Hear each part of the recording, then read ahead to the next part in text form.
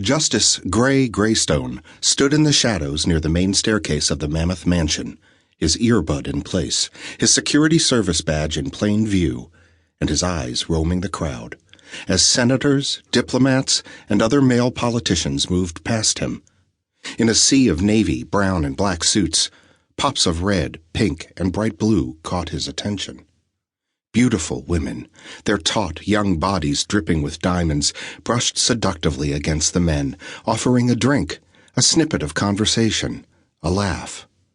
A private encounter behind closed doors. Inside the Panthera, 16 miles north of Washington, D.C., drinks flowed, deals were made, and powerful men ignored the fact that one of them was a killer. A woman bumped Gray's arm. "Oh, excuse me." Her dress, nails, and lips were a matching wine color. Her brown hair was twisted and pinned on top of her head. But those eyes, even with the makeup, screamed young. She couldn't have been legal, and yet, according to the Smoking Gun Escort Service, they never hired anyone under 20. Yeah, right. And he was the Pope. The woman grabbed a champagne glass from a passing waitress. "Do you know when the entertainment is supposed to be here?" She turned her big eyes to him over the rim of the glass. Hazel, just like Molly's. Gray stuttered. Not now. Don't think of her now. Entertainment? Didn't she know she was the entertainment? You mean the actor running for a Senate seat? I believe Chaz Laughlin is simply attending tonight's function to talk to the politicians, not to perform. Hence the increase in security. Oh. She gulped the champagne, her gaze now scanning the crowd. Damn. I was hoping for a distraction. The vibe she gave off made him curious. Not just young. Inexperienced. First night at the Panthera? How did you... Oh, shit. She ducked behind him. Shit. He glanced in the direction she'd looked and saw a man who generated a similar response in his own gut. Ahmed Khouri. The Lion, as Gray had dubbed him, since he prowled the Panthera Leo like he owned the place. Moving so he blocked the woman from Ahmed's view, he reined in the instant anger boiling inside. He giving you trouble? She waved a hand in the air, signaling a waitress. Another glass of champagne. Another big gulp. He's handsome and charming and very, very rich, she chuckled. He's also... intense. The sound of her soft laugh was so similar to his sister's, Gray flinched. Molly. Not here. If he's bothering you...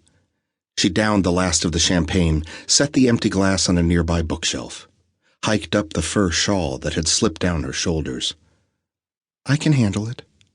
Her gaze lifted to his once more. Thank you. Before she whisked away, Gray touched her arm and handed her his business card. He resisted telling her she should lay off the booze, that in this place a drunk woman would be easily compromised. Here's my card if you need...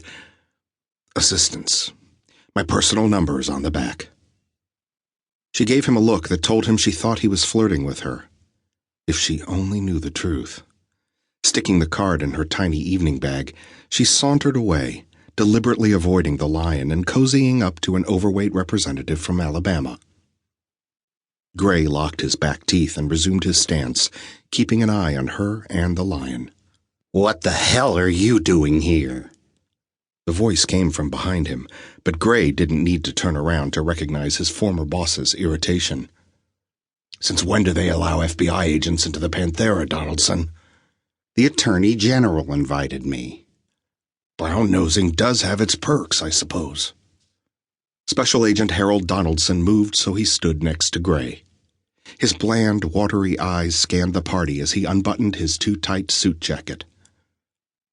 Since when do they let ex-FBI agents in here?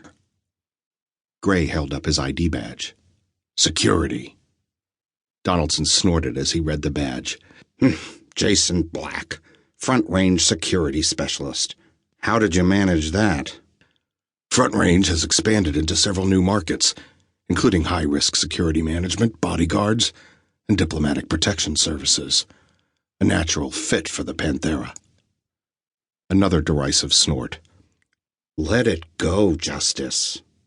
So they were using first names now? Let go of what, Harold?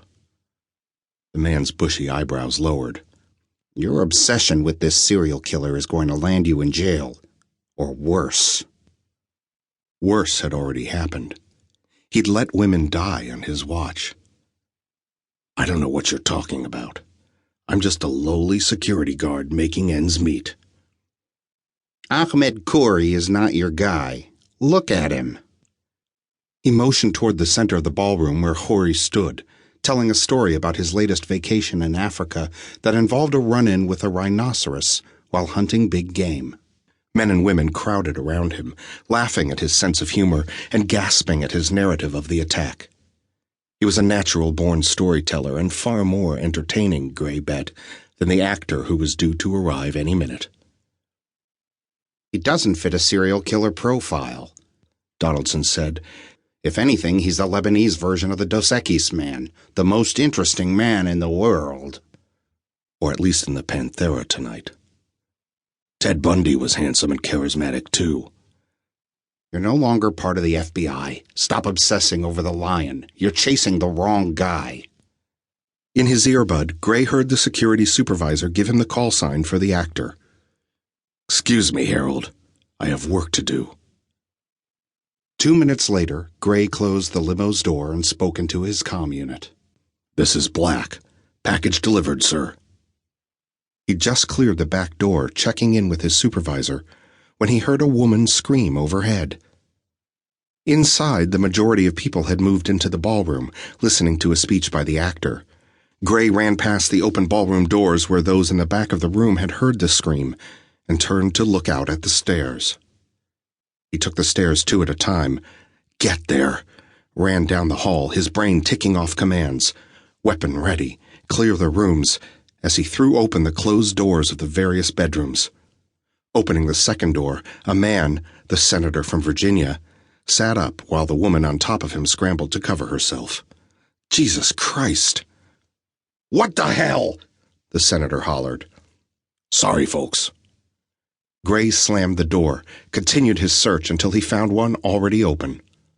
With his back to the wall, he swung into the room, weapon drawn, his eyes assessing the layout from left to right. Dresser, closet, bed. Ah, shit.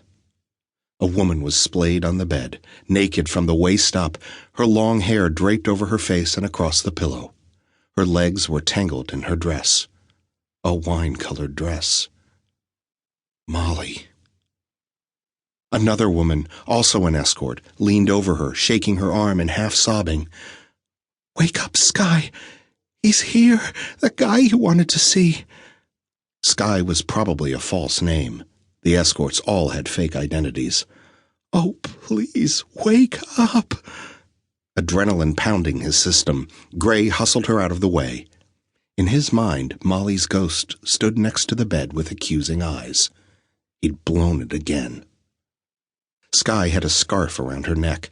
He stuck 2 trembling fingers under it, searching for a pulse. No pulse. CPR. Woman down, he said into his comm unit. It was too late, he knew. He was always too goddamn late. Call 911. Upstairs bedroom, 3rd door on the right.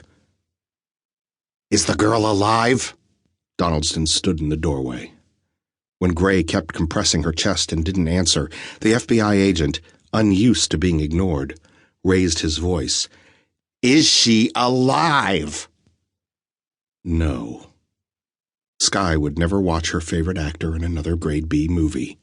Never see him elected to the Senate.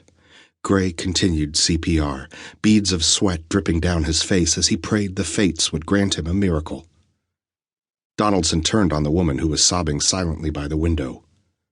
Who was she with? Did you see anyone? Did he seriously expect her to answer? These women knew when to keep their mouths shut. Not one of them would risk losing a gig worth a couple grand a night, even to save each other. She shook her head. She came up here to take a break from the party. She told me to let her know when that actor guy showed up. I never saw her with anyone." Donaldson knew this killer's case as well as Gray did. They'd worked on it for nearly 2 years before Gray had been fired. The Lion didn't leave witnesses. As if his former boss had read his mind, Donaldson said, "It's not his M.O. He's never killed inside the Panthera." Until now. "Secure the premises," Gray said into his comm unit, meeting Donaldson's hard gaze with his own as he finally stopped compressing Sky's chest. "We have a killer inside the Panthera." To keep listening to this audiobook, I've left you a link in the description so you can do it, at no cost thanks to Audible's 30-day free trial.